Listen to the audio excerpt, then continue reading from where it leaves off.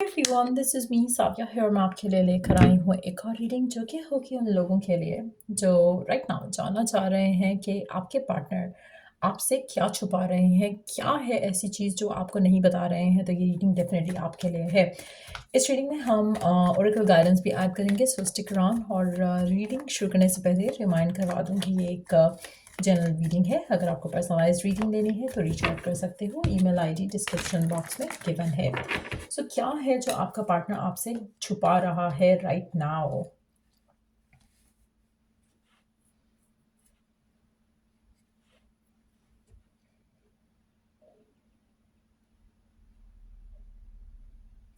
आपका partner non committal है। उसका रीज़न है कि वो पास्ट में हर्ट हो चुके हैं।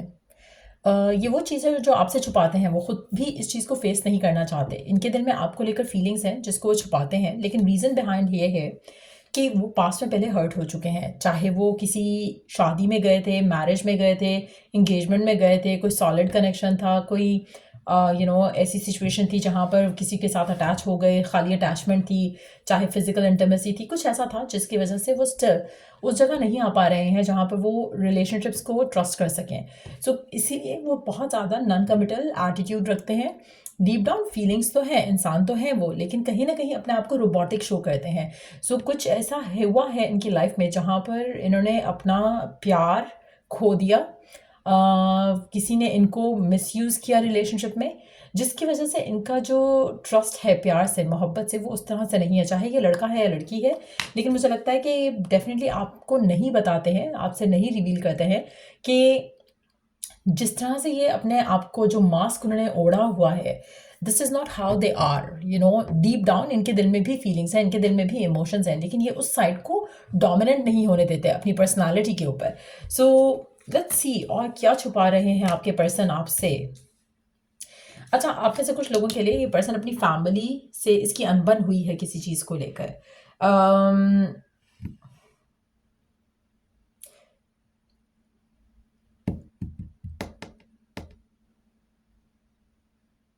आप में से कुछ लोगों के लिए, अगर आप अपना रिश्ता आगे लेकर जाना चाहते हो और आपके पार्टनर से आपकी ओपनली बात भी हुई है, आपके पार्टनर की मदर फिगर जो है वो नहीं मान रही है इस रिश्ते को लेकर, और शायद ये आपको बता नहीं रहे हैं किस एंगल तक या किस हद तक सिचुएशन ख़राब हो चुकी है इनकी फैमिली के एंड से। They are not happy with it.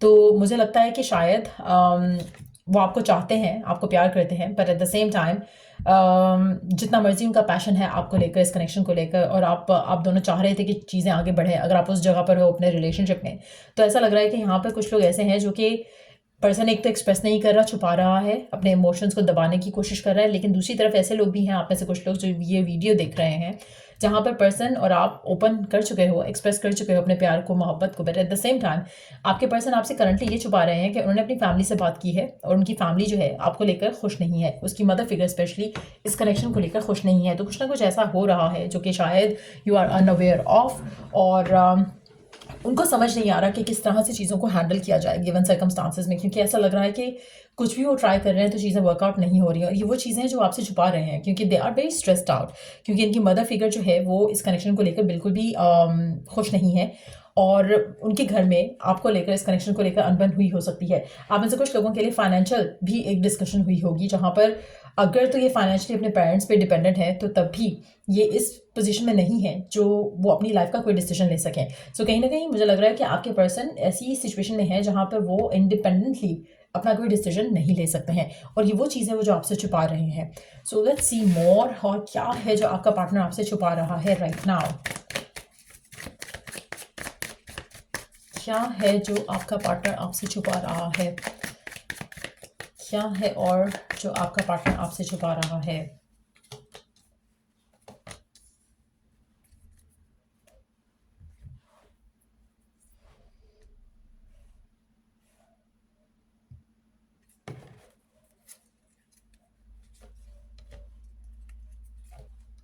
वो आपके साथ अपना रिश्ता आगे लेके जाना चाहता है, लेकिन वो आपको किसी मुश्किल में नहीं डालना चाहता। अगर आपका रिश्ता इस इंसान के साथ आगे जाता है तो कहीं ना कहीं कुछ मुश्किल हो सकती है, जहाँ पर कोर्ट केस हो सकता है, रिलीजन के डिफरेंसेस की वजह से इश्यूज क्रिएट हो सकते हैं, कुछ इस तरह के मामला हो सकते हैं आपके और आपके पार्टनर के दरमियान में।